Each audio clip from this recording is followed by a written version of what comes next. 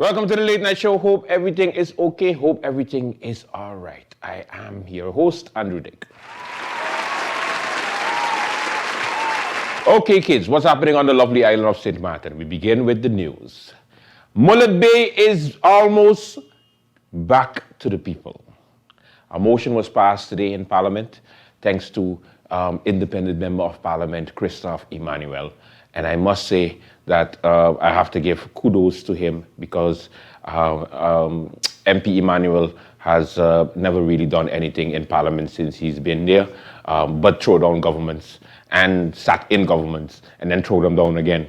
But now he actually can say that he passed a motion where we are closer to getting back Mullet Bay for the people of St. Martin. Of course, I know for sure the Now party is going to be, saying that, their MP is the one that bring home Mullet Bay. It's going to be a big political hot-button issue as to who did it, who was responsible for it. But I know who did not stay for the meetings, and I didn't like the fact that, they had some MPs that walked out.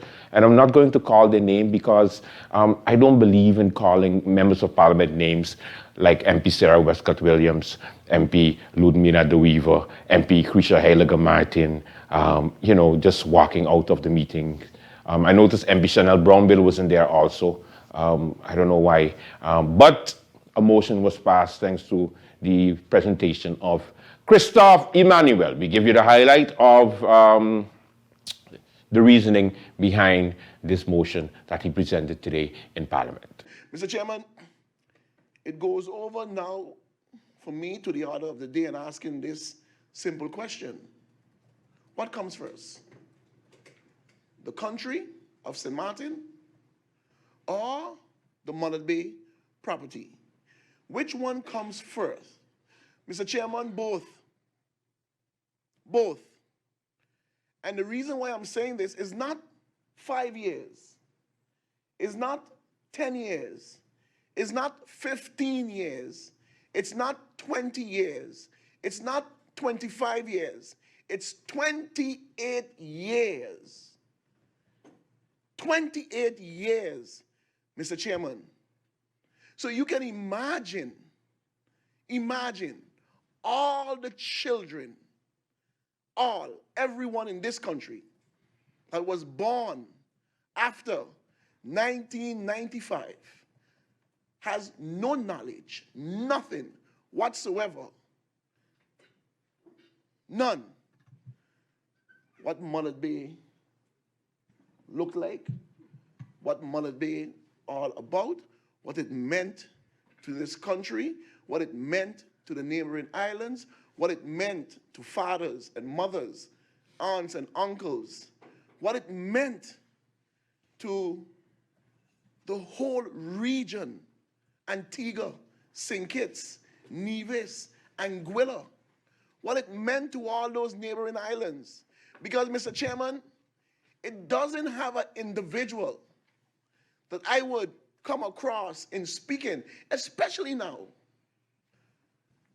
It doesn't matter what the discussion is. At some point in time, I would get this. I work with your mother at Mullet Bay. I work with your aunt who was doing taxi at Mullet Bay.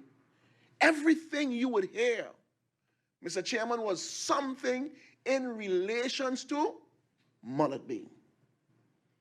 I have my fun moments of the shark hole, jumping off, afraid to walk on the boardwalk because both of you will be sitting down there with a snake around your neck.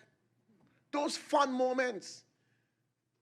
The basketball court that was right next to it, The big boys will be showing off their new moves. Who got the fresh Michael Jordan shoes? Mullet Bay. Mr. Chairman, as we speak about Mullet Bay, there is something, Mr. Chairman, that makes the people of St. Martin feel this love, affection for whatever it is to that property that we call Mullet Bay. So that's why I asked the question, which one comes first, the people of St. Martin or the property? The beach, which one comes first? It doesn't matter. What matters, St. Martin, what matters, Mr. Chairman, is that 'tis we own. 'Tis we's own. It belongs to us. It belongs to us. Now, we can get in. We can get into the discussion of Sun Resorts, Ania, the Central Bank of St. Martin. We can get into that discussion. I'm not disagreeing with my colleagues when they make mention of the lands for ordering, the right of expropriation, the right of this. I am not disagreeing, Mr. Chairman. But the fundamental issue that I have is time. It waits for no one.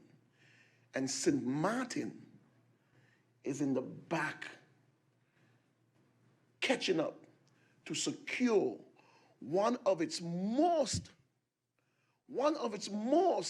precious, strategic, economical property on this whole entire island called Mullet Bay, Mr. Chairman. And that's what I made mention, Mr. Chairman. It's not 5 years. It's not 10 years.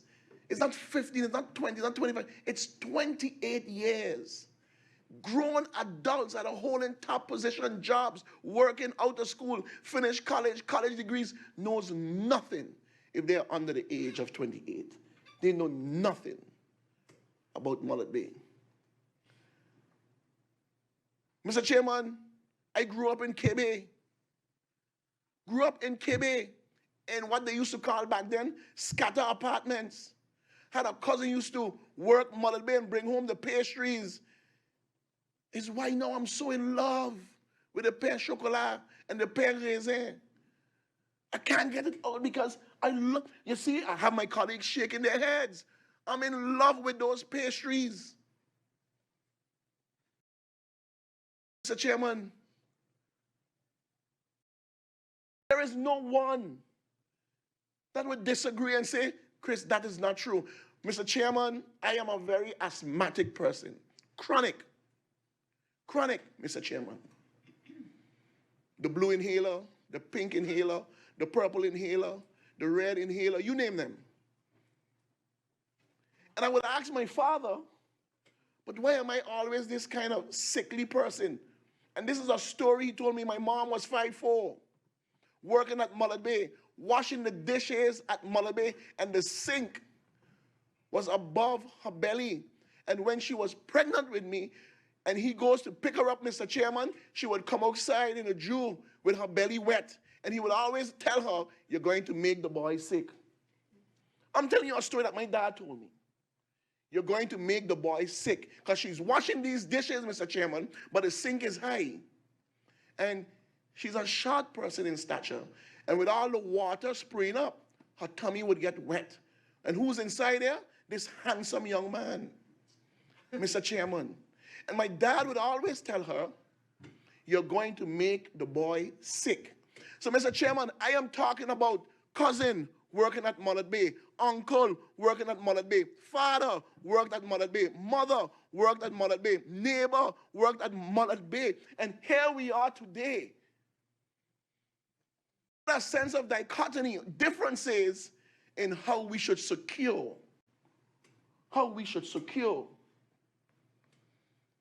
this property. Mr. Chairman, I definitely will support the motion of Mr. Christopher, my former great colleague of the National Alliance. I'm welcoming him home. I'm taking this opportunity to welcome him back home to the National Alliance. Mr. Chairman, I thank you very much. We must, when the people elect us, we must fight for the people of this country. The draft motion presented by MP Christophe Emmanuel has been accepted with 5 votes, 9 votes for, and 2 votes against. So the motion was passed. What's next? Absolutely nothing. You know, the inquiry continues behind closed doors, so they can continue doing their inquiries, and hopefully sooner than later we'll be able to get Mullet Bay back to the people, so to speak. The whole thing is a whole confusion, to tell you the truth, because, you know, yes, public beaches is open for the public. However, there was a whole court case that took place years ago, almost 28 years ago, and then now, you know, we try to take it back from the people who claim that it belongs to them, and government has a tool to actually take it from them. Confusing, but who cares? Remember, St. Martin is not a real place. Shirts are available right now. If you would like to get one, make sure you private message me or WhatsApp me, and you will get one, okay? Whenever somebody reads it, the first thing they say is, yes, it's a real place because you're really here, but then I have to turn around and show them. It can be. Yes, it can. Now, what else is happening on St. Martin? We're hearing two heavy hitters from the USP is looking to jump ship and go over to the Democratic Party.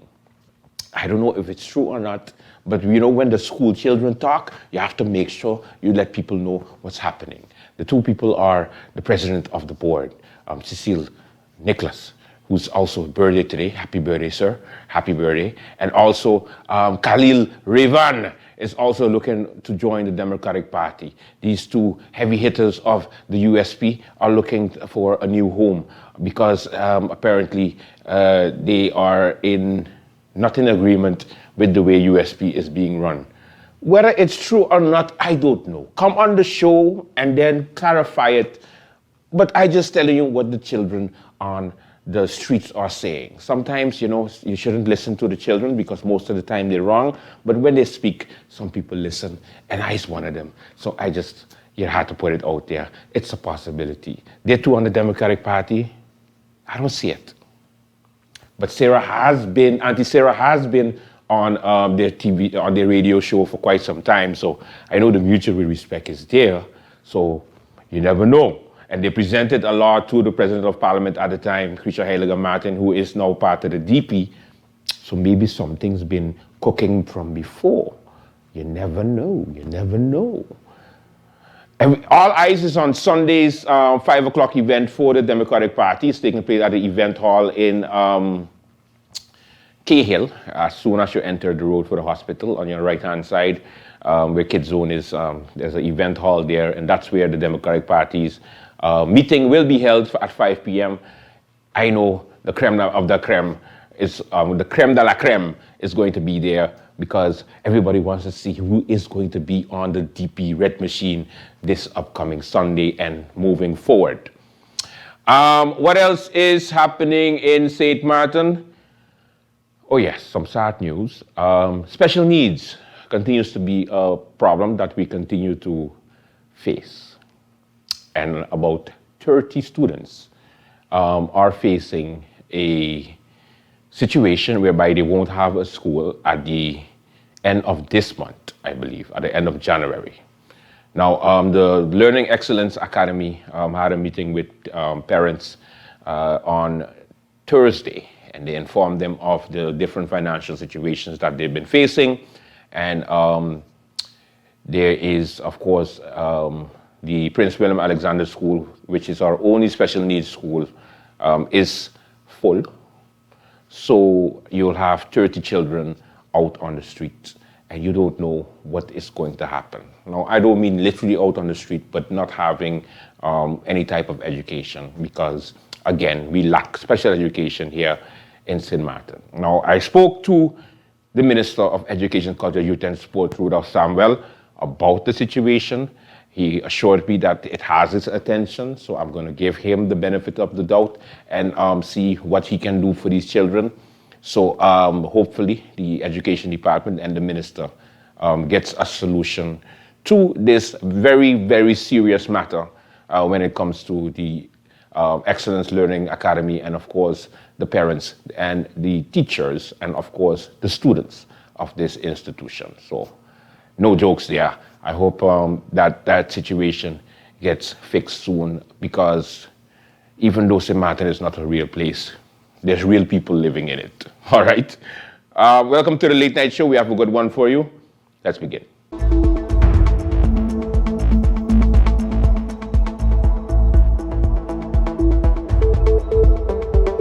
We're here today, a very blessed day, to celebrate Miss Carmen.